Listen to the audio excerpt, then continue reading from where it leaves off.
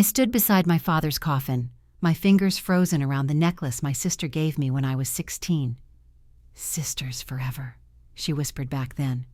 But at the funeral she leaned in close, her smile slicing through the grief, and hissed, "Dad left you nothing."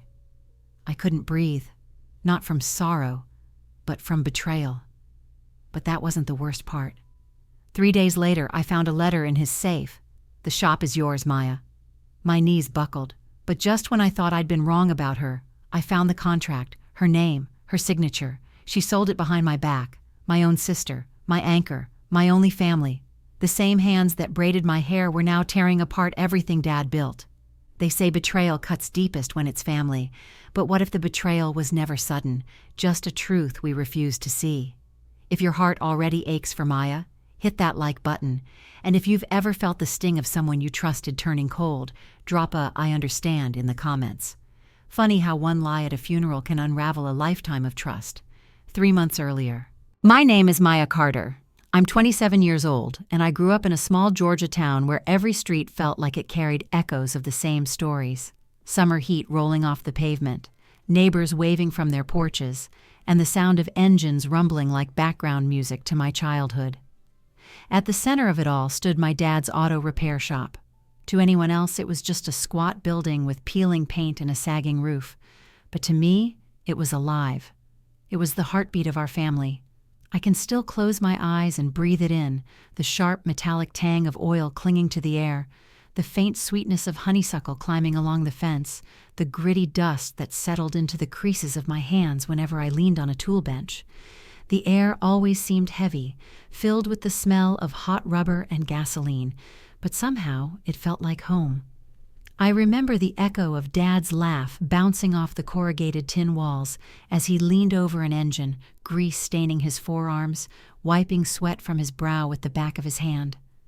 The rhythmic clank of tools, the radio playing old country songs in the background, and the sound of his voice explaining the difference between bolts and screws, those were the sounds that stitched my childhood together. But it wasn't just Dad who held our world steady. My mom passed away when I was so young, I didn't even understand what forever meant. I remember the funeral as a blur of black clothes, hushed whispers, and a church filled with the smell of lilies so strong it almost choked me. I didn't grasp the finality of death back then, but I understood the silence it left behind. That silence could have swallowed me whole, if not for my sister. Lena was 5 years older, but to me she seemed like a force of nature. While Dad buried himself in work to keep the shop alive, Lena stepped into the empty spaces.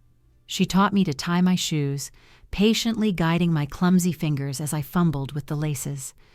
She shielded me from cruel words at school, standing in front of me with her chin raised high, daring anyone to try again.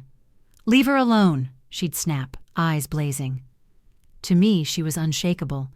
At night, when the house felt too big, too quiet, Lena would crawl into bed beside me, her voice low and steady as she whispered stories until my eyelids grew heavy. She wasn't just my sister. She was my anchor, my protector, my whole sense of safety wrapped into one person. The years rolled on, and Dad's shop kept breathing life into our days. I spent afternoons sweeping up sawdust and oil spills, pretending to help when really, I just wanted to be close to him. Lena was always around too, perched on the sunlit porch with her homework spread out, humming under her breath while Dad whistled along with the radio inside. The world felt small, but steady. Even without Mom, I believed we had enough. When I turned 16, Lena surprised me with something that sealed the bond between us, or at least that's what I thought at the time. She pressed a tiny box into my hand, her eyes shining with mischief. Inside was a necklace, silver, shaped like a heart, simple but beautiful. I remember the way it gleamed in the afternoon light as I lifted it out. She leaned in, her breath warm against my ear, and whispered, "Sisters forever." Her voice carried both softness and steel, like she was carving a promise into the air between us. I clutched it tight, the cool metal digging into my palm, and in that moment, I believed her. I believed nothing could break us. Even now, I can hear Dad's wrench clinking against the floor, his voice teasing, "Careful, Maya, tools don't bounce. while Lena laughed at me from the doorway. I can still feel the way the golden Georgia sun spilled across the porch, the boards warm under my bare feet, Lena's shoulder pressed against mine as we watched Dad work. It felt like life was something solid, something unshakable. But certainty is fragile. It tricks you into thinking the people you love will never hurt you, that promises are stronger than time, that some bonds can't be broken. That illusion carried me for years. It carried me all the way here, to this very moment, because now I stand in front of my childhood home, and it is nothing like I remember. The windows are boarded up, the paint is chipped and peeling, and the porch where we once sat side by side is caving in on itself. The laughter, the warmth, it's all gone. The house stares back at me like a hollow ghost, its silence heavier than any words could be. My fingers find the necklace at my throat, that same heart-shaped charm Lena gave me all those years ago. Once, it was a reminder of her promise. Now it feels like a cruel joke, a weight pressing down instead of lifting me up. I trace its edges, and all I can think about is how wrong I was to believe her. Because Lena didn't just walk away from me. She didn't just turn her back. She betrayed me, and not in some small, forgivable way. No, she betrayed me in a way so deep, so vicious that I can never see her the same again. It's strange, isn't it? How someone can go from being the shield in front of you to the one who drives the knife straight into your back? How someone who once whispered sisters forever can become the reason you wake up at night with your chest aching. I never thought I'd be telling this story. I never thought I'd be standing here staring at a boarded-up house that used to hold our laughter, trying to make sense of a betrayal that left me scarred. Sometimes I think about that 16-year-old version of me, smiling with wide-eyed trust, clutching her new necklace like it was proof that love could last. If I could step back into that memory, I'd grab her by the shoulders. I'd tell her that promises don't always hold, that love can rot, that one day the sister she worships will be the one to destroy her faith in everything. But of course I can't warn her. I can only live with the wreckage. I thought Lena would always be my shield, just like Dad's wrench could fix anything broken. But I've learned the hard way. Some breaks can't be fixed. Some wounds never close. So let me ask you something. Have you ever been stabbed in the back by someone you trusted most? Because I have. And this is the story of how my own sister, the person I once believed would never abandon me, turned on me in a way I will never forget. If you've felt that sting, you'll understand. And if you haven't, maybe my story will make you think twice about the promises you cling to. Either way, hit like and subscribe, because what I'm about to share is darker, messier, and more haunting than I ever imagined. And it all began here, with trust, and the day that trust shattered. 6 months ago, my father's laughter filled the shop like it always did, a deep rumble that mixed with the metallic rhythm of tools clinking against steel. And then, in the blink of an eye, it was gone. A heart attack, the doctor said. Quick, merciless, final. I remember the way the fluorescent lights in the hospital hummed above me, casting a cold glare on the sterile walls. I remember the sharp sting of antiseptic in the air, the tight knot in my throat as the doctor's words slid past me like water I couldn't catch. My eyes kept drifting to Dad's hands, resting motionless against the thin hospital sheet. Grease still lined his fingernails, a smudge of black on his palm. Those were the same hands that taught me how to hold a wrench, that patted my shoulder when I doubted myself. Hands that fixed everything, except themselves. The funeral was a haze of black suits, murmured prayers, and the smell of lilies so overpowering it made me dizzy. Neighbors brought casseroles, friends sent sympathy cards, but when the food turned cold and the cards stopped coming, I was left with silence. A silence that pressed against me in every corner of the house and the shop. One evening, I wandered into Dad's office at the back of the garage. The place smelled of old paper and motor oil, the kind of scent that clings to your clothes long after you leave. Stacks of invoices leaned like crooked towers, repair manuals spilled across the floor, and the desk sat buried beneath layers of dust and time. My hand brushed across the surface, leaving streaks in the dirt, and that's when I noticed the safe tucked beneath the desk. It was the kind of safe Dad never let anyone touch, the kind that rattled with secrets. I hesitated, my pulse quickening, but something inside me said I had to open it. The lock clicked under my fingers, and inside I found a single envelope, yellowed at the edges, Dad's familiar handwriting scrawled across the front. My breath caught as I slid a finger under the flap, half expecting a long letter filled with advice, comfort, maybe even an apology for leaving too soon. But it wasn't that. The note was brief, unsettling in its simplicity. "The shop is yours, Maya. Keep it until the first anniversary." I read it once, twice, a third time, the words tumbling around my head until they lost shape. Keep it until the anniversary? What did that mean? Why only a year? My chest tightened as I whispered the words aloud, hoping they would sound different outside my head. But they didn't. They just felt heavier. For weeks after, I carried that note with me everywhere. I'd take it out at the shop, smoothing the creases, searching for some hidden message between the lines. I'd press it flat on my kitchen table late at night, the flickering bulb above me casting shadows that danced across the paper. The more I stared, the less I understood. Then came the call. I was folding laundry when my phone buzzed, Lena's name lighting up the screen. For a moment, warmth spread through me. My sister, my protector. Maybe she wanted to reminisce about Dad, to talk through the grief. I answered quickly. Her voice was sharp, stripped of softness. "It's just scrap metal, Maya. You need to sell the shop. There's no point clinging to it."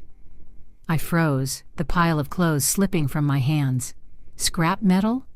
That place was Dad's life. It was the echo of his laugh, the smell of his work, the heart of our family.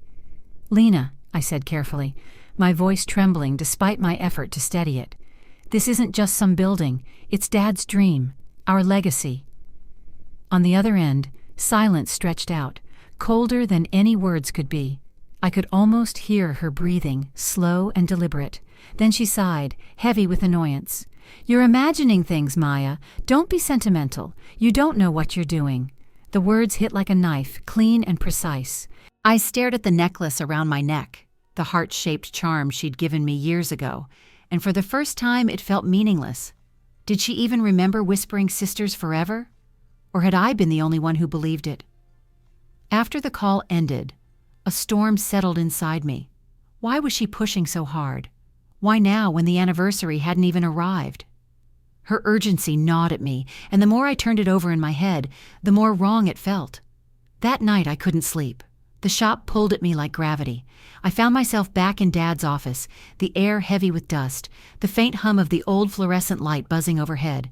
I sat in his chair, the leather cracked and worn, and began rummaging through the desk. Drawer after drawer spilled out old receipts, broken pens, keys that no longer matched any locks. My fingers brushed against something thicker, hidden beneath a stack of faded papers. I tugged it free, a contract. The pages crackled under my hands as I unfolded them. My eyes scanned quickly, too quickly, until they stopped on the line that made my heart lurch. A sale agreement for the shop. And there, at the bottom, was her name, Lena. The signature looked like hers, but not quite. The letters were stiff, unnatural, as if traced by someone trying too hard to imitate her. My stomach flipped. My throat tightened. The paper slipped from my grasp and landed on the desk with a dull thud. I picked it up again, my hands shaking. Why was this here? Why would Lena sign a contract to sell the shop when Dad's letter left it to me? Who else was involved? The shadows on the wall seemed to stretch closer, the buzzing light above me flickering like it might go out. My chest rose and fell too fast, air catching in my throat as the words spilled out before I could stop them. Why is Lena so desperate to sell Dad's dream? No one answered. Only the hum of the lamp, the whisper of old papers shifting under the weight of secrets. I sat there, staring at the forged contract, the cryptic letter beside it. My heart pounded so loudly it drowned out every other sound. Dad's words echoed in my mind. Keep it until the first anniversary. Suddenly, it didn't feel like a simple request. It felt like a warning, and in that moment I knew this wasn't just about grief or moving on. Something darker was at play, and Lena, the sister who once swore she'd stand by me forever, was at the center of it. There are decisions that shape your life before you even realize you've made them. For me, that decision was to hold on to the shop. Not because it was written in Dad's letter, not because of money or pride, but because every corner of that place still carried his spirit. I could still see him bent over an engine in the golden Georgia sunlight, sweat dripping down his temple as he showed me how to polish chrome until it gleamed like fire. I could hear his whistle harmonizing with the hum of cicadas outside. I could smell the motor oil mixed with the faint sweetness of honeysuckle drifting in from the fence line. How could I give that up? I unfolded Dad's letter again that morning. Keep it until the first anniversary, and my chest tightened. The words didn't just feel like instructions. They felt like a vow I couldn't break.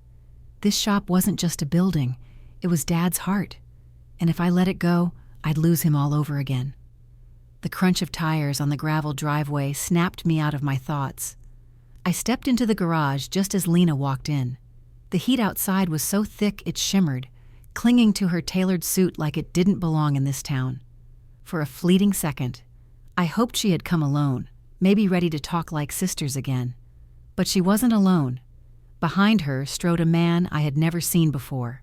Tall, lean, his navy blue suit pressed sharp against the dusty backdrop of the shop. He looked like he'd been plucked straight out of a boardroom and dropped into my world. His smile curved as he entered, but it was too sharp, too deliberate. It wasn't warmth, it was warning. His eyes scanned the shop, cold and predatory, lingering on the corners like he was already erasing them in his mind.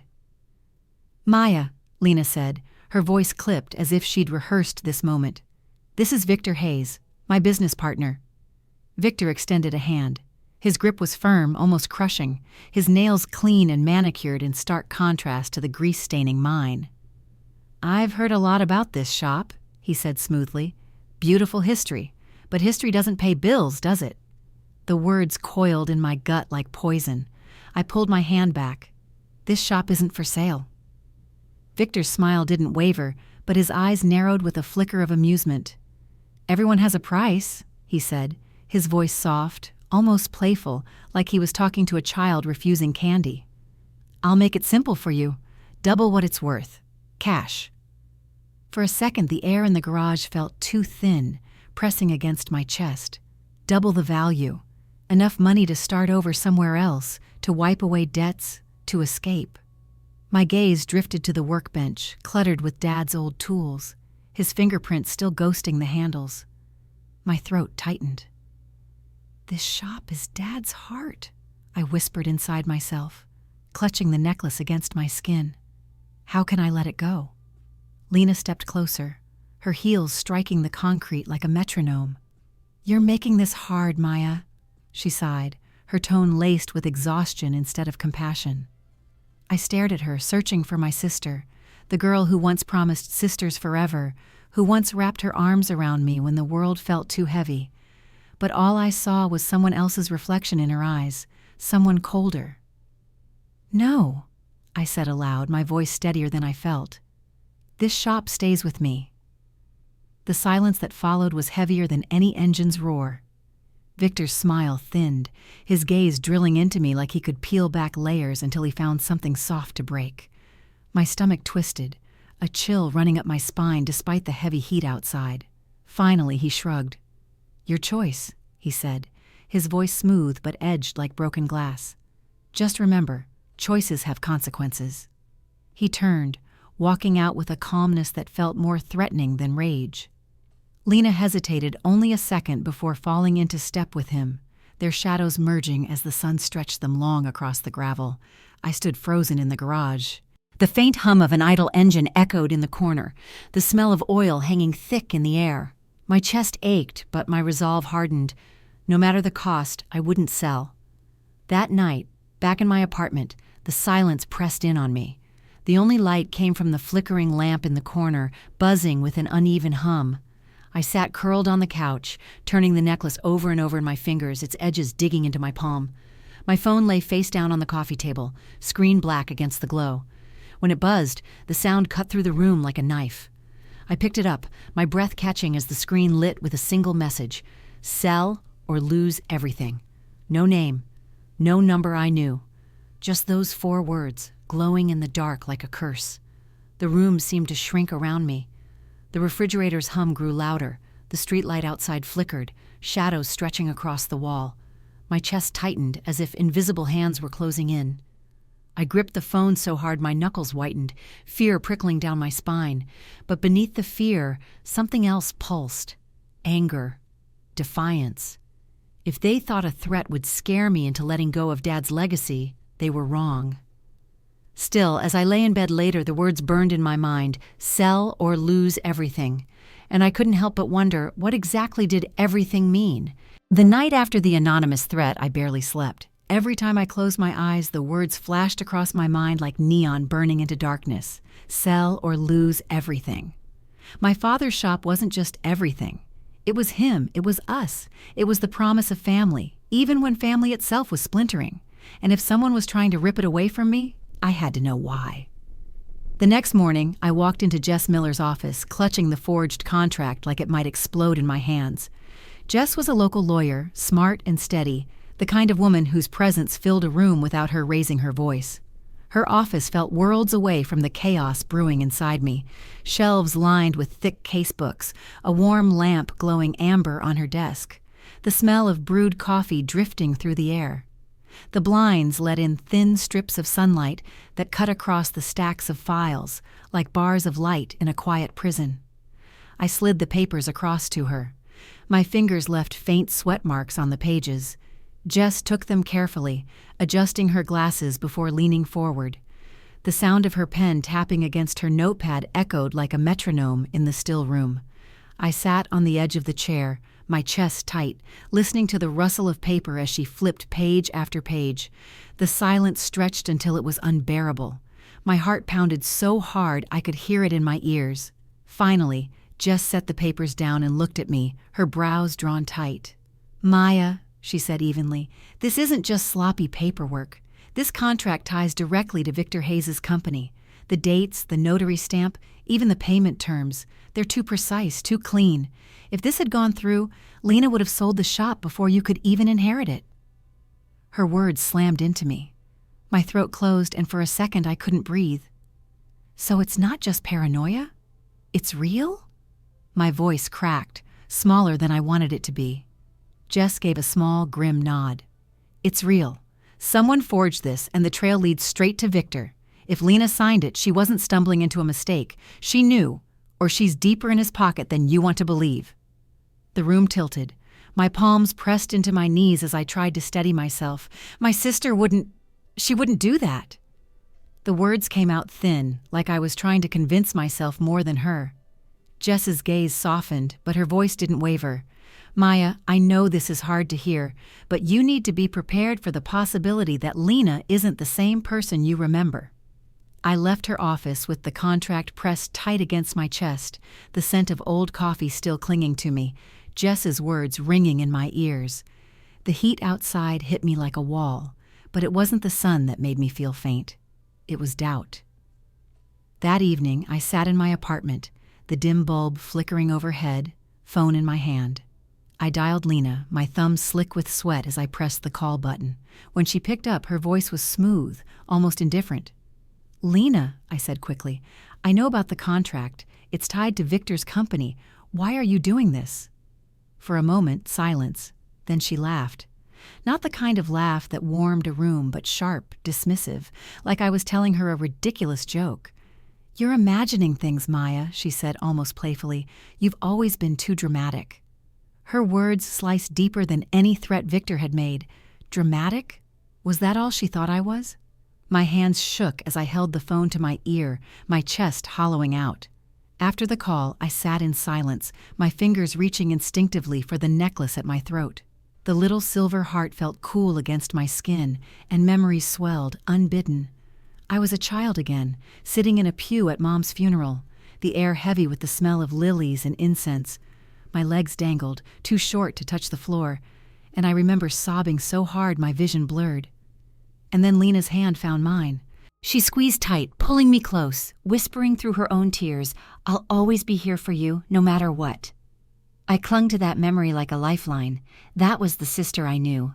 The one who tucked me in at night, who gave me this necklace on my 16th birthday and whispered, "Sisters forever." That was the Lena I believed in. So why did the woman on the phone feel like a stranger? I pressed the necklace against my chest until the edges dug into my skin. The sting was real, grounding me, but the promise it represented felt like it was slipping further and further away. Sleep was impossible. Restless, I found myself back at the shop, the night air thick with humidity, crickets chirping beyond the cracked windows. I wandered into Dad's office, the shadows stretching long under the flickering light. I opened his old toolbox, the one he used to guard like a treasure chest. The metal drawers groaned as I pulled them out, the smell of oil and rust rising like a ghost. Wrenches clattered, bolts rolled across the floor, my hands digging deeper through the clutter. That's when I found it.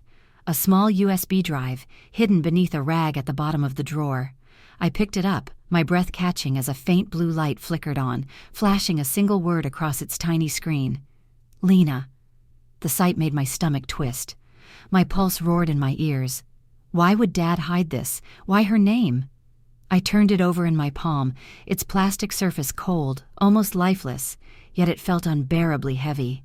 My hands shook as if I were holding a secret that might crush me. Was Lena's love ever real?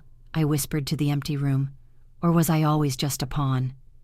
The USB lay silent, giving me nothing but questions.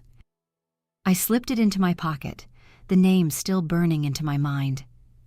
Back in my apartment later, I sat under the sputtering glow of the lamp, the walls casting jagged shadows that seemed to move with me. I pressed my head into my hands, the necklace cool against my fingers, the USB heavy in my pocket.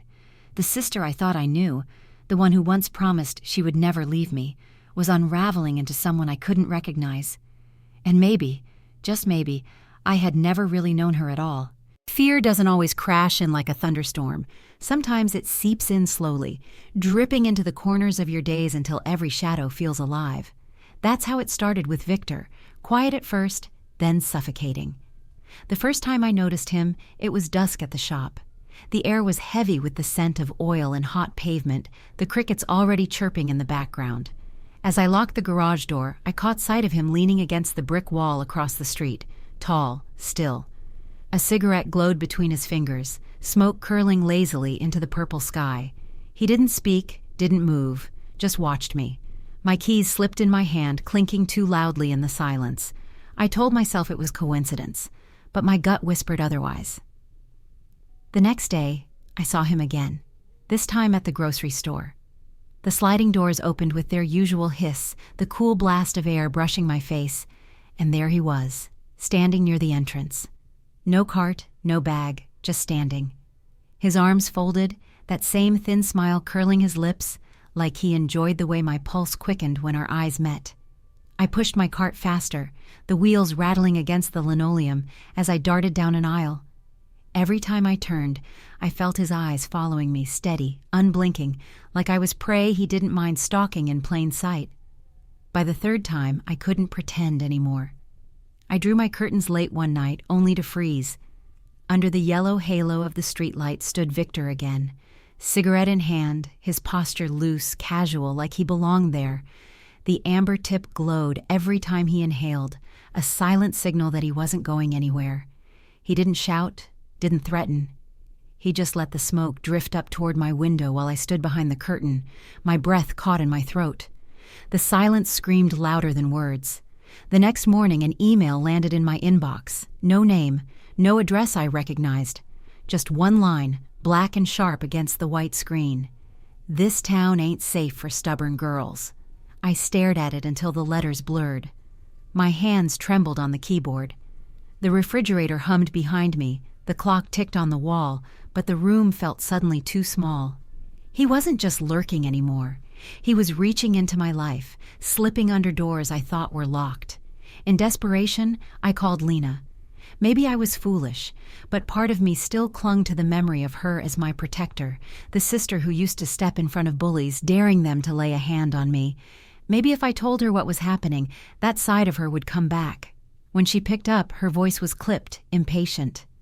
"Lena," I whispered, my throat tight. "He's following me. Outside the shop, the grocery store, even here by my house. He sent me a message." "Don't make a fuss, Maya," she snapped, cutting me off. The irritation in her tone burned hotter than Victor's threats. "You're overreacting. You always do this." I pulled the phone away from my ear, staring at it as if I hadn't heard her right. Overreacting? I called her shaking, begging for her to believe me, and all she gave me was dismissal. Her voice carried no concern, no hint of the sister who once promised sisters forever. I sat frozen after the call ended, the room dim, the air stale.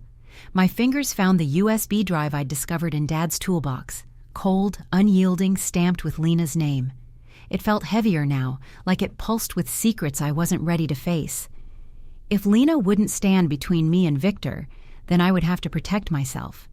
And I knew, with a certainty that clawed at my bones, that whatever truth lived inside that drive could be the key. But fear clung to me that night like a second skin. I paced the apartment, the creak of the floorboards following me with every step. The ticking clock grew louder, the hum of the lamp buzzed sharp in my ear until I couldn't bear the stillness anymore. Then it happened, glass shattered, the sound split the silence like a gunshot. My heart lurched into my throat as I spun toward the living room.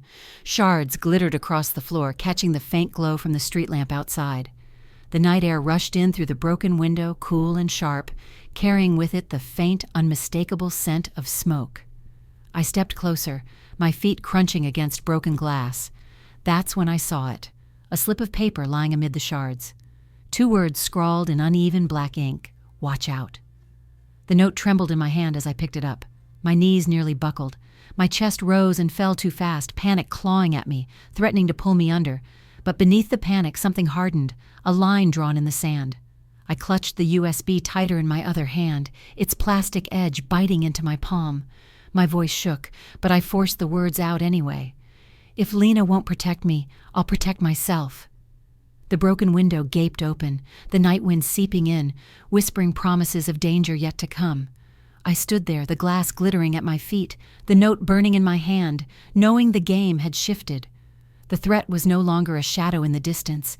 It was here, inside my life, shattering what little safety I had left. The night I asked Lena to meet me at the shop, I told myself I was ready. I told myself that facing her with the truth in my hands would finally rip away the lies between us. But nothing could have prepared me for what actually happened. The shop was quieter than usual, like it was holding its breath with me. The air was heavy with the familiar scent of oil, rust, and gasoline, but tonight that smell didn't comfort me. It stung, sharp and metallic, almost like the blood I could already feel pulsing hot in my veins. The single fluorescent bulb overhead flickered, buzzing faintly, throwing long, jagged shadows across the concrete floor. My boots echoed against the cement as I paced near the workbench, running my fingers along the scarred wooden edge where Dad used to spread out blueprints and greasy tools. I held the forged contract in my hand, the paper crumpling under the tightness of my grip. Jess's words echoed in my head. "This is deliberate. Victor is tied to it. If Lena signed—" I didn't let myself finish the thought. Tonight, I needed answers, not suspicions. When Lena finally arrived, her presence cut through the silence. The sharp click of her heels rang out, each step deliberate, echoing against the metal racks that lined the walls. She stood framed in the doorway, the golden glow of the street lamp behind her, outlining her figure like a shadow too dark to trust. For a heartbeat, I searched her face for the sister I used to know, the girl who shielded me from bullies, who whispered "sisters forever" through her tears at Mom's funeral. But the eyes that met mine were cold, unreadable. I lifted the contract, my voice trembling but fierce. "I know about this, Lena. I know it's forged. I know what you and Victor are trying to do." Her lips pressed together in a thin line. She didn't glance at the paper, didn't ask what I meant. She just crossed her arms, tilting her head slightly, as though I were nothing more than a nuisance wasting her time. The silence between us was broken by the slam of the door. The noise cracked through the garage like a gunshot, rattling the shelves. Victor strode in, the sharp scent of his cologne cutting through the air, mingling with the stench of smoke and grease. His polished shoes tapped against the cement, so out of place in this world of dust and engines, but his presence filled every inch of the space. He planted his hand on the workbench, the sound so loud it made me flinch. Tools rattled in their hooks. His voice was a growl, edged with command. "Enough games, Maya. Sign the papers. Tonight." I forced myself not to step back. My throat tightened, but I raised my chin, my fingers trembling as I clutched the contract. "No, I know about your scheme. You think you can bully me into giving this shop away? This was Dad's heart, his life. You'll never take it from me." Victor's mouth curled into something between a sneer and a smile. His eyes glittered like shards of glass. "You think your stubbornness makes you strong? It makes you weak, vulnerable." And then he moved. Before I could brace myself, his hands shoved against my shoulder, hard enough to send me crashing into the tool rack. The metal shrieked as it tipped, wrenches and screwdrivers raining down in a storm of clanging steel. A hammer struck the floor inches from my hand as I collapsed, my body hitting the cold cement with a crack that rattled through my bones. My head smacked against the ground, and in an instant, white light exploded across my vision. The buzzing of the overhead light merged with the pounding in my skull. I felt something warm sliding down my temple. My hand shook as I reached up, my fingertips coming away slick with blood. The metallic tang filled my mouth, thick and nauseating. I turned my head, gasping for breath, searching desperately for Lena. And there she was. She stood frozen just feet away. Her arms had dropped to her sides, her face pale, but her eyes were hollow, empty. Not the eyes that once glowed with love and protection, not the eyes that promised she'd always stand by me. These eyes looked past me as if I were already gone. "Lena," I whispered, my voice raw, barely pushing past the pain that tightened my chest. "Lena, help me." But she didn't move, not an inch.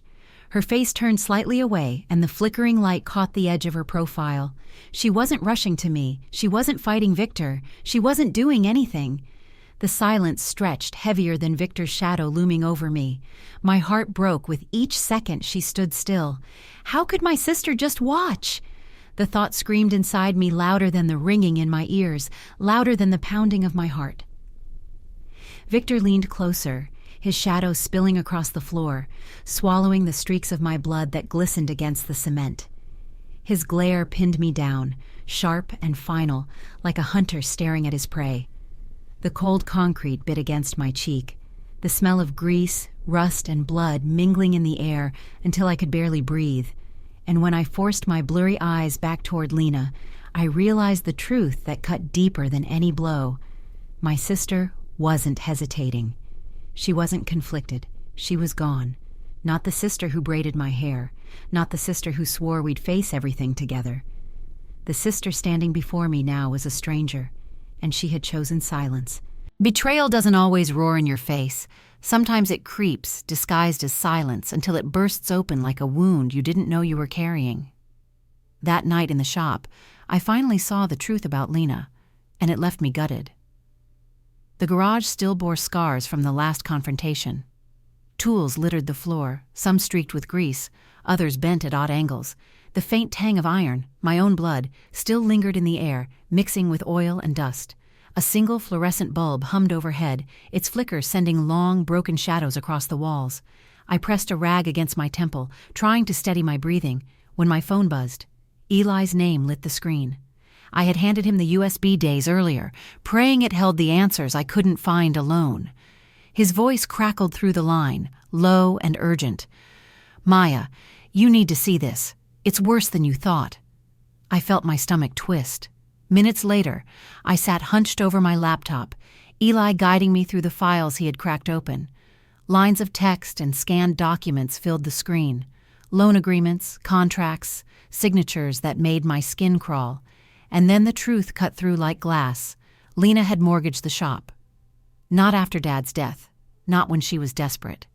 She had done it before he passed, secretly, for Victor's company. I stared at the dates, each one a hammer blow. They matched the weeks Dad had stayed late, his shoulders heavy, his hands trembling as he pored over bills he never showed me. The memory of his weary smile, the way he always said, "Don't worry, kiddo, I've got it handled," hit me like a punch. He had been carrying Lena's betrayal until it crushed him. Eli's voice was quiet, almost hesitant. "Maya, this pressure, this debt, it might have been what killed him." I slammed the laptop shut, bile rising in my throat. The room seemed to tilt. My sister had broken Dad long before I even realized we were in danger, and now she was trying to bury me in the same grave she dug for him. The door creaked open. The sound froze me where I sat. Victor's shadow stretched long across the floor before his frame filled the doorway. He moved with the confidence of someone who already owned the place. Behind him, Lena stepped inside, her heels clicking against the concrete. My pulse pounded so hard I could feel it in my ears. I reached instinctively for the necklace at my throat, the heart-shaped pendant Lena had given me after Mom's funeral when she'd whispered, "I'll always be here for you." That necklace had been my anchor, proof that somewhere inside her, the sister I loved still lived. Victor's eyes zeroed in on it. Before I could even react, his hand lashed out. The chain snapped against my skin with a sting, the pendant tumbling into his fist. He sneered, his voice sharp enough to slice through the hum of the bulb. "You don't deserve this." The sound of breaking metal echoed like a gunshot. My breath caught. My hand shot to the bare skin at my collarbone, trembling as if I just lost something alive. That necklace hadn't just been jewelry. It was every promise Lena ever made me. And now it was nothing more than fragments in Victor's hand. But the true fracture came when Lena moved. She didn't step toward me. She stepped beside him. Her shoulder nearly brushed his, her body aligning with his presence, as if she'd belonged there all along. My chest tightened, every part of me begging her to turn, to explain, to do something that proved I hadn't lost her completely. Her eyes flickered to mine for just a second, softening with a shadow of hesitation. Her fingers twitched at her side, lifting the slightest inch, as if some small part of her still wanted to reach out. For that heartbeat, I clung to hope. But then her hand dropped. Her jaw clenched, her gaze iced over, and her voice, low, cold, final, cut me deeper than Victor's violence ever could. "If you won't listen, this is what you get." I staggered back as if the words themselves had shoved me. My knees buckled, scraping against the rough concrete as I dropped. My palms burned as they caught shards of glass and scattered bolts. The world spun, the light above buzzing like it was mocking me. "Lena," I whispered, my throat raw, but she didn't move. She didn't even flinch. She just stood there at Victor's side, watching me crumble. Every memory of us together, the braids she used to weave into my hair, the late-night laughter, the way she once shielded me from pain, shattered like the necklace now lying broken on the floor. She wasn't being forced. She wasn't trapped. She was choosing him, choosing betrayal. Tears blurred my vision as I crawled across the floor, my fingers searching until they brushed against the cold, hard edge of my phone. My hands shook as I fumbled it open, blood from my temples smearing across the screen. Jess answered on the second ring. Her voice was firm, steady, grounding me even as the walls of my world caved in. "Maya?" I pressed the phone to my ear, my gaze locked on Lena, who stood silent and empty-eyed beside Victor. My voice broke, but I forced the words out anyway. "Jess, we're going to fight this. I'll make them pay. I swear it."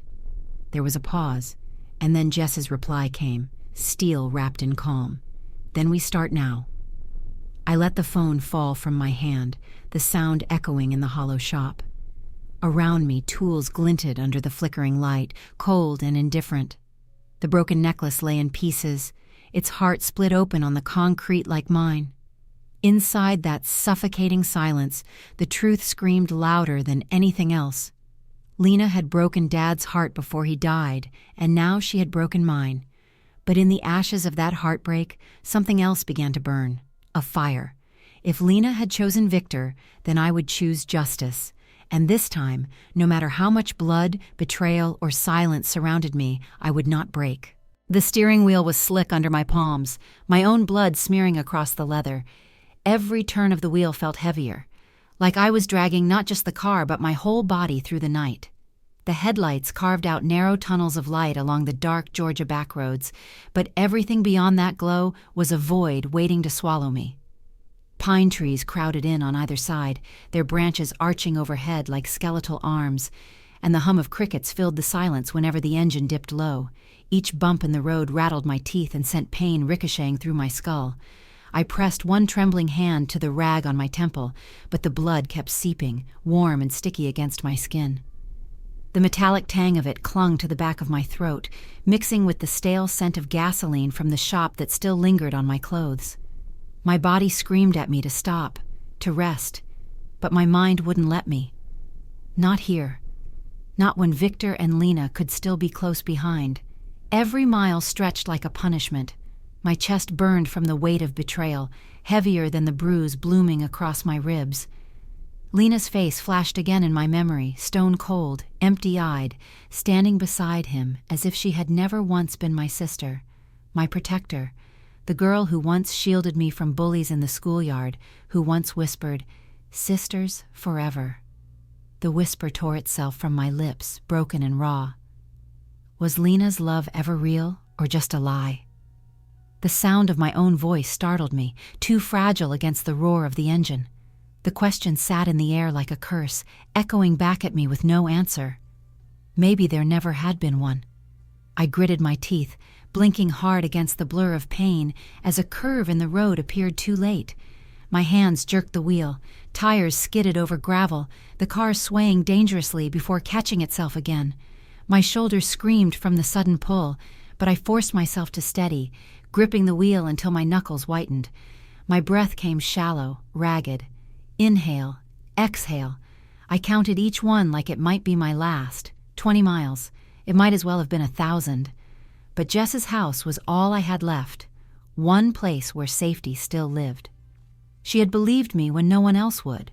When Lena dismissed me as dramatic. When Victor smirked in the shadows. Jess's voice on the phone earlier had been the only thing that anchored me. The only proof I wasn't losing my mind. Finally, the gravel under my tires changed, a familiar crunch that made my chest seize with something close to relief. Jess's porch light glowed warm in the distance, soft and golden, cutting through the black like a lighthouse through storm waves. For a moment I thought my eyes were playing tricks, that the house was just a mirage conjured by desperation. But then the car jolted to a stop in the crooked line of her driveway, and the realness of it broke me. I shoved the door open, the cool night air rushing against my face, sharp with the clean scent of pine and damp earth. My legs wobbled beneath me as I stumbled forward, one hand trailing along the car to steady myself. Blood dripped steadily from my temple, leaving a crimson trail up the wooden steps. I knocked, weak, uneven taps that barely made sound, and then my strength gave out. I slid down against the frame, the world dimming around the edges. The door yanked open. Light spilled out, flooding the porch with warmth. Jess's gasp cut through my haze. "Oh my God, Maya!" Her hands caught me before I crumpled, strong and sure, pulling me into the glow of her home. The scent of coffee and vanilla candles wrapped around me, so familiar it nearly broke me in half. She pressed me down onto the couch, her voice steady, though her face had gone pale. "Stay with me. Don't you dare close your eyes." I tried to speak, to explain everything, but my throat locked.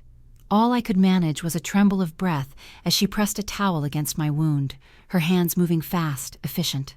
She didn't ask questions. She didn't doubt. Her focus was survival. Her voice snapped through the fog as she grabbed her phone. "I'm calling the police." The room blurred around me, the tick of her clock mixing with the quick rhythm of her voice as she gave the dispatcher our address. The sound of sirens began to swell in the distance, sharp and rising. I stared at her ceiling fan spinning above me, steady, calm, so normal against the chaos inside me. Then the lights came. Red and blue strobes painted the windows, splintering the night into jagged colors. Boots thudded against the porch, radios crackled, and officers filled the house with their presence. One knelt beside me, his flashlight beam grazing across my face, before moving to inspect the ragged wound. Another moved outside, toward my car, toward the pieces of evidence I hadn't meant to leave behind. Jess never let go of my hand. Her grip anchored me, pulling me back every time the dizziness tried to drag me under. Then I heard it, the officer's voice, firm and grim as he returned. "We've got fingerprints." He spoke directly to Jess, but the words slammed into me like a second impact. "On the tool rack." My chest seized, memory flashing sharp, Victor's hand shoving me back, the metal cold and hard against my spine, the echo of my skull hitting the floor. The proof was there now. It wasn't just my word against theirs anymore. His touch had branded itself into the shop, just as it had into me. I closed my eyes, blood pounding in my ears. They had proof, and yet Lena and Victor were already gone, slipped into the shadows, vanished like smoke. They were still out there, circling, waiting, plotting. Jess squeezed my hand harder. When I opened my eyes, her gaze met mine. There was no pity there, no disbelief, only fire. She believed me. She always had. And in that moment, it was enough to make me feel less like prey, more like someone who could still fight back. The ache in my chest throbbed with every breath, but beneath the pain, something sharper began to burn. Fury. Resolve. I leaned into Jess, the flashing lights bouncing across the walls, my body still weak, but my mind sharpening with each heartbeat. I couldn't undo what Lena had done to Dad. I couldn't erase the betrayal that had gutted me tonight. But I could stop them before they shattered anyone else's life. That night, with sirens fading and Jess's arms steady around me, helplessness hardened into something fiercer. A need so bright it nearly swallowed the pain. Justice. The morning light crept through Jess's office blinds, thin bars of gold striping across her desk. I sat stiffly in the chair across from her, the faint hum of the ceiling fan blending with the scratch of her pen against paper. My body still ached from the assault, every breath tugging at my bruised ribs, but I refused to slump. Pain had become my constant shadow, but in Jess's office it felt like a battle scar rather than a weakness. Jess didn't waste words. Her eyes were sharp, her voice clipped as she flipped one document after another. "We're filing today. Fraud, assault, attempted coercion." She looked up at me, her gaze steady as stone. "This isn't just about defending you, Maya. It's about stopping them." I swallowed hard, my throat dry, but I nodded. Every stroke of her pen, every form she stacked neatly into a growing pile, felt like a nail in the coffin Victor and Lena had tried to bury me in. Jess's office smelled faintly of paper and ink, the kind of smell that carried weight, like decisions that could change lives were made here. For the first time in weeks, I felt a sliver of power return to me. Still, lawsuits moved slowly. My story couldn't sit quietly in a courtroom file. I needed it to be heard. That night, I sat in my small apartment with the laptop's glow painting my tired face. My fingers hovered over the keyboard, trembling. Then I began to type. Every word was raw. Victor's fraud, Lena's betrayal, the way the necklace had been torn from my neck, the silence of my sister as I bled. My chest tightened with every line, but I didn't stop. When my hands cramped, I pushed through. When the tears blurred the screen, I wiped them away. By the time I hit post, my heart was pounding like I had leapt from a cliff. I half expected silence, half expected ridicule, but the flood came quickly. Comments, messages, strangers reaching out. Some doubted, some prayed, some raged on my behalf.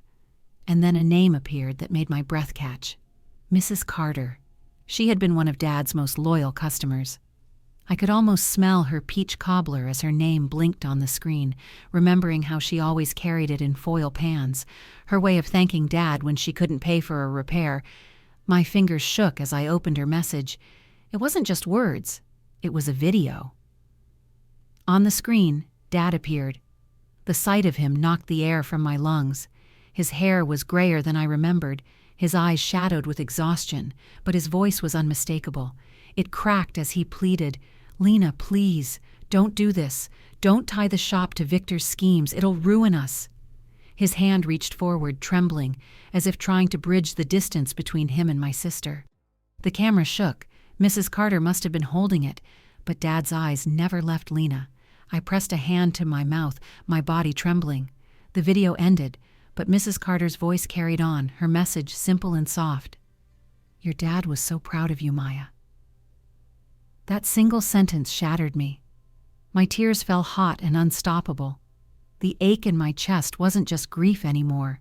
It was love breaking through, raw and undeniable. I could almost feel Dad's calloused hand on my shoulder, hear him telling me I was stronger than I believed. The next day, I met Mrs. Carter at the community center. The room smelled of brewed coffee and freshly baked rolls, the kind of warmth that seeped into your bones. She reached for my hands, her skin thin and papery but steady. Her thumb brushed over my knuckles as she whispered again. "He used to talk about you all the time. Said you were stronger than you knew." I couldn't even form words. I just let the tears spill, nodding as if that alone could tell her how much those words meant. In her presence, The emptiness inside me eased. For the first time since the night at the shop, I felt less like a shattered girl and more like a daughter carrying her father's fight. But even with that comfort, the storm around us grew. The police called that evening, their voices clipped, official, but carrying the weight of news I had been waiting for. "Victor's record is long," one officer said flatly. "Real estate fraud across multiple counties. Families evicted, properties stripped clean. We've got enough evidence to prove a pattern." I clutched the phone tighter, my pulse hammering. Every new detail painted him darker, a predator hiding behind contracts and smiles. Yet even as the evidence stacked higher, one truth refused to settle. Why Lena? Why was my sister standing beside him? Was she coerced, pulled into his schemes against her will? Or was she complicit, every step deliberate, every betrayal intentional? That night I sat alone again in my apartment. The room was dark except for the pale glow of the laptop, frozen on the image of Dad in the video. His lips pressed tight, his shoulders sagged, yet love still glimmered in his weary eyes. I reached out, my fingers brushing the screen as if I could touch him. "Dad believed in me," I whispered, my voice breaking. "Why didn't Lena?" The question echoed through the silence, bouncing off the walls, unanswered. But as I stared at Dad's tired, pleading face, I felt resolve crystallize in me. I couldn't let the mystery consume me. I couldn't let her betrayal remain unspoken. The next time I saw her, I wouldn't just ask. I would demand the truth, even if it shattered what little of us was left. The courtroom was colder than I expected. Not just in temperature, but in spirit, like the walls themselves had absorbed every argument, every heartbreak that had unfolded here. The air carried the faint smell of varnished wood and old paper, and when the heavy doors shut behind me, the echo landed in my chest like a warning bell. I sat stiffly on the hard wooden bench, fingers laced together so tightly my knuckles ached, trying to steady the tremor in my hands. Across the aisle, Lena sat beside Victor. The sight of her nearly knocked the air out of me. Her hair was tied back neatly, her blazer pressed, but her face told another story. Her eyes were red, swollen, and rimmed with exhaustion. Yet she never once looked at me, not a flicker of acknowledgement, not even when I shifted forward, silently begging her to. She kept her gaze down, hands folded primly in front of her like a child rehearsing obedience. The judge's gavel cracked, and the whispers died instantly. My heartbeat surged in my ears, louder than the shuffle of papers and the creak of benches. This was it, the moment everything had been leading to. The prosecutor rose, heels sharp against the marble floor. Her voice was clear, commanding. "Your Honor, the state presents evidence proving deliberate fraud, forged contracts, and intentional mortgage manipulation tied directly to Victor Hale and Lena Dawson." Hearing Lena's name linked so seamlessly to his felt like a nail hammered into my chest. My throat tightened. My sister, bound to the man who had destroyed our family. Her lawyer rose quickly, his tie smoothed like armor. "My client was misled," he said smoothly. "She believed she was protecting her family. At worst, she misunderstood Mr. Hale's intentions. She deeply regrets the circumstances." Misunderstood? The word tore out of me in a whisper, sharp enough that Jess reached over and pressed her hand to mine, steadying me. My nails dug into my palm until I felt the sting of skin breaking. How could Dad's death, his suffering, all of it, be brushed off as a misunderstanding? Then the prosecutor dimmed the lights, and the projector flickered to life. I held my breath. On the screen, Dad's face appeared. Grainy, tired, but alive. His eyes, though weary, still burned with that fire I knew so well. "Lena, please," his voice cracked, pleading. "Don't do this. Don't tie the shop to Victor's schemes. It'll ruin us." The silence in the courtroom was suffocating. The hum of the projector was the only sound, filling the gaps where no one dared to breathe. Dad's eyes looked past the lens, past whoever was holding the camera, as though reaching directly for her, for Lena. I pressed a shaking hand against my mouth to trap the sob threatening to break loose. My chest heaved anyway, every word digging into me like broken glass. When the video ended, the prosecutor's voice was sharp as a blade. "This was recorded by a community member, and these," she lifted the USB drive, "are the documents linking the shop's mortgage to fraudulent terms, forged signatures, manipulated clauses. The dates align with Mr. Dawson's collapse." Documents flashed on the screen. Line after line of cold legal text, sterile and merciless, spelling out the truth I already knew but wished I could unsee. Each one was like a headstone. Then the question came, sharp and unrelenting. "Ms. Dawson, did you forge these contracts?" The courtroom leaned forward as one, the weight of silence unbearable. Lena's lips parted. At first, her voice was barely audible. Her hands twisted together, knuckles whitening. Then, with a trembling inhale, her words sharpened. "I acted alone." The sound of gasps rippled like a wave. My entire body went still. Her voice cracked, but she didn't back down. "It wasn't Victor who made me. I knew what I was doing. I thought the shop was holding us back. I wanted more. I thought I deserved more." The words cut deeper than any wound Victor had ever left on me. She hadn't been coerced. She hadn't been fooled. She had chosen this. Something inside me snapped. My body lurched forward, my voice shattering the hush like a strike of thunder. "You sold out Dad! You sold out me!" The scream tore from me, raw, ragged, uncontrollable. "You killed him with this, Lena!" The judge's gavel slammed, demanding order, but I couldn't hear it over the roar in my ears. My vision blurred with tears until all I saw was her, my sister, trembling, her face contorting as though my words had finally pierced her. She muttered, "I didn't mean—" but her voice trailed into nothing, swallowed by the silence that followed my outburst. Victor, beside her, didn't flinch. His expression was carved from stone, eyes narrowed like this was just another deal gone slightly wrong. His indifference burned almost as much as Lena's confession. When the sentences were finally read, the air felt heavy, every word pressing into my skin. Victor Hale, 5 years in state prison for fraud and assault. 5 years. Too little for the destruction he'd wrought, and yet the first breath of justice I'd felt in months. "And Lena Dawson," the judge continued, "probation and restitution in recognition of her cooperation." The words dropped like ash, choking me. Probation, restitution, no cell, no bars, no weight to match the one she had crushed onto Dad's heart. My fists clenched so tight they shook. Tears streamed freely down my cheeks, burning hot trails. She might not be behind iron bars, but Lena was gone all the same. My sister didn't exist anymore. Not after this. The courtroom emptied around me, heels clicking, papers rustling, doors swinging shut. But I stayed frozen, staring at the wooden grain of the bench beneath my fingers.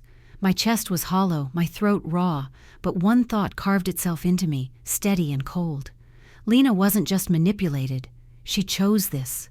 And that was a sentence no judge could ever overturn.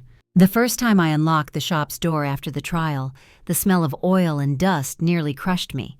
For a second, it felt like nothing had changed. The same concrete floors, the same tool racks, the same grease-stained walls that had witnessed Dad's laughter and my own tears. But this time, the silence wasn't heavy with betrayal. It was waiting for me to decide what this place would become. I walked slowly across the garage, my fingers brushing over the cold steel of the workbench where Victor had slammed me just weeks earlier. A scar still pulsed at my temple, aching faintly whenever I touched it, but instead of shrinking from the pain, I leaned into it. That scar wasn't weakness anymore. It was proof I had survived, proof I was still here. Dad built this shop with his hands. He taught me to hold a wrench before I could even write my name. Losing him, losing Lena, had nearly broken me. But I couldn't let the story end there. This shop wasn't going to die with our family's mistakes. It was going to live again, in a different way. The idea came like a spark. I wouldn't run it as just a business anymore. I would turn it into something Dad would have been proud of, a free auto repair school for local teens, kids who needed skills, kids who needed someone to believe in them the way he once believed in me. At first, I thought no one would show up. Why would they? My family's name had been dragged through court, through whispers, through betrayal. But the first Saturday morning, when I rolled up the garage door, 3 teenagers stood waiting. One carried a backpack full of notebooks, another clutched a wrench too big for his hand, and the third just shoved his hands in his hoodie pocket, pretending not to care, though his eyes betrayed his curiosity. I swallowed the lump in my throat and smiled. "Come on in," I said. "Let's get to work." Word spread faster than I imagined. By the next weekend, there were 10 of them, then 15. The shop buzzed with life, tools clinking, laughter echoing, engines sputtering and roaring back to life under hands that were learning to trust themselves. I saw myself in their faces, the same doubt, the same hunger, the same need for someone to say, "You can do this." And then the neighbors came. Mrs. Carter arrived first, carrying a peach pie so warm the crust flaked apart under the knife. She set it on the counter and kissed my cheek. "Your dad would be proud," she whispered. Then came Mr. Davis from down the block, lugging a box of old tools he said he no longer had use for. Others followed, bringing coffee, spare parts, even just their company. The shop wasn't just mine anymore. It belonged to all of us. The emptiness Lena had left was slowly being filled, not by blood, but by community, by the people who stayed. One evening, after the teens had gone home and the tools were put away, I sat alone in the office, a mug of lukewarm coffee in my hands. The fluorescent light above flickered, casting soft shadows across the desk. That's when I saw the envelope. It had no return address, but I knew the handwriting instantly. Lena. My breath hitched as I tore it open, my fingers trembling. The words spilled out in messy ink.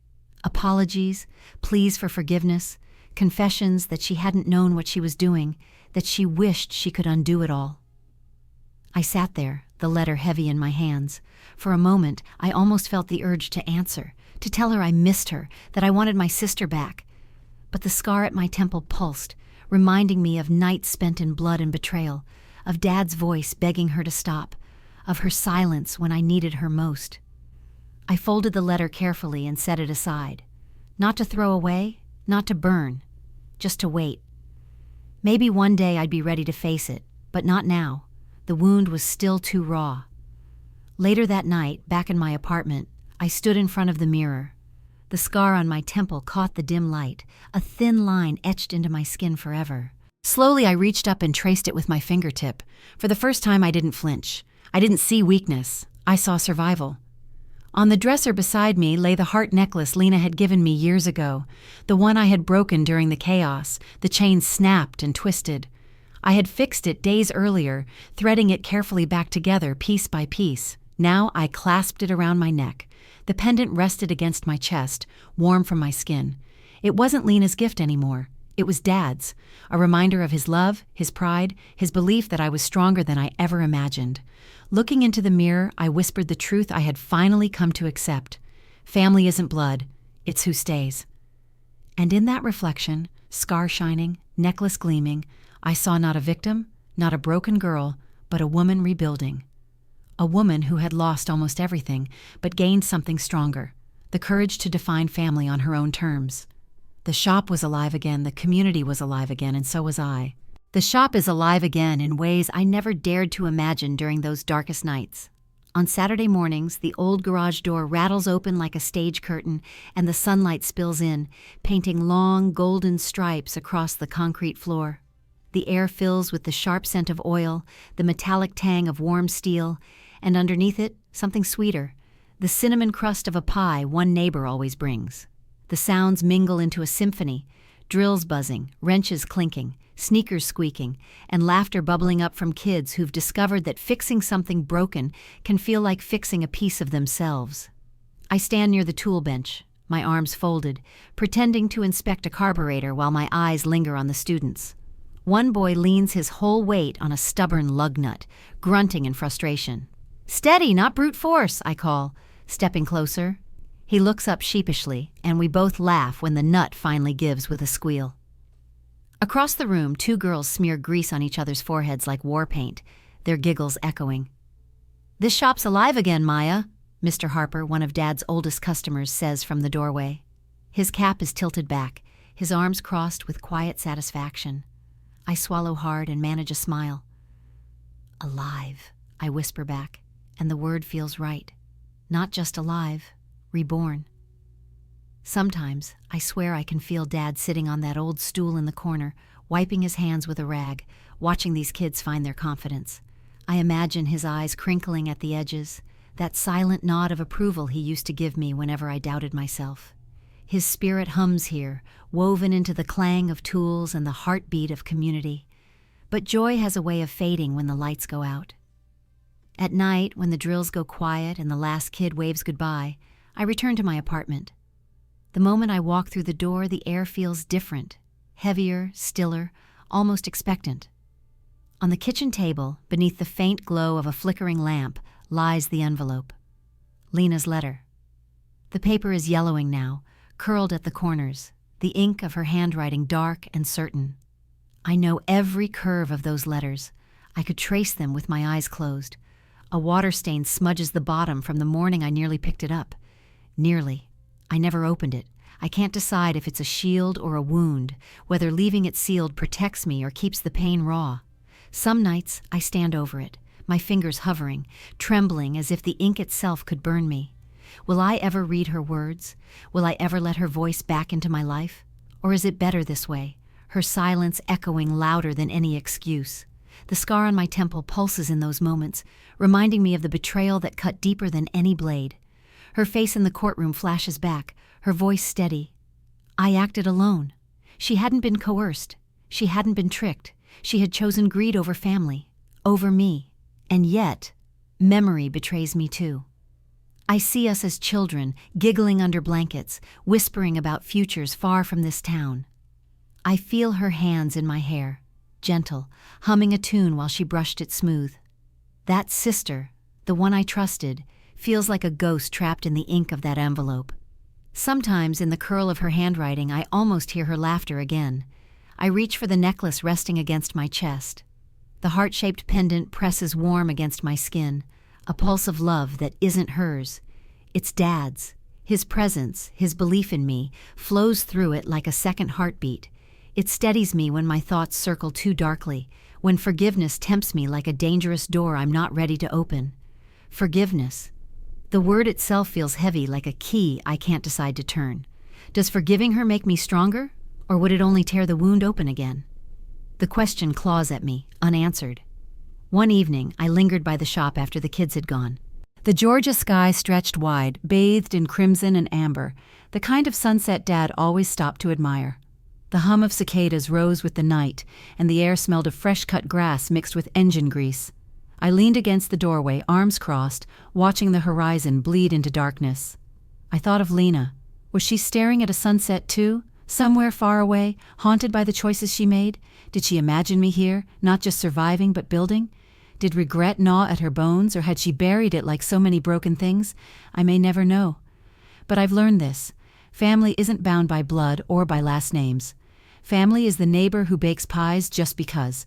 Family is Jess, who stood beside me when I could barely stand. Family is the teens who show up eager to learn, their laughter repairing cracks inside me that I thought would never close. Family is who stays. That truth fills me, even as the letter waits in silence. Later that night, back in my apartment, I turned off the lamp and sat in the dark. The envelope glowed faintly in the moonlight streaming through the blinds. I didn't touch it. I simply stared, the scar on my temple tingling as my fingers curled around the pendant at my chest. Both scars and jewelry, pain and love, proof that I lived through it all. I survived betrayal. I built something from the rubble. And maybe one day I'll open that letter. Maybe one day I'll read her words. Maybe one day I'll forgive her. Or maybe not. For now the letter remains sealed. For now the necklace beats warm against my skin, proof of Dad's love. For now I carry the scar, not as weakness, but as strength carved into my very being. And so I ask you, have you ever been betrayed by someone you loved most? When your heart lay shattered in pieces, what gave you the strength to rise again? Share your story in the comments. Hit like and subscribe for more real stories of betrayal and redemption, because maybe your story is the light someone else needs to find their way forward.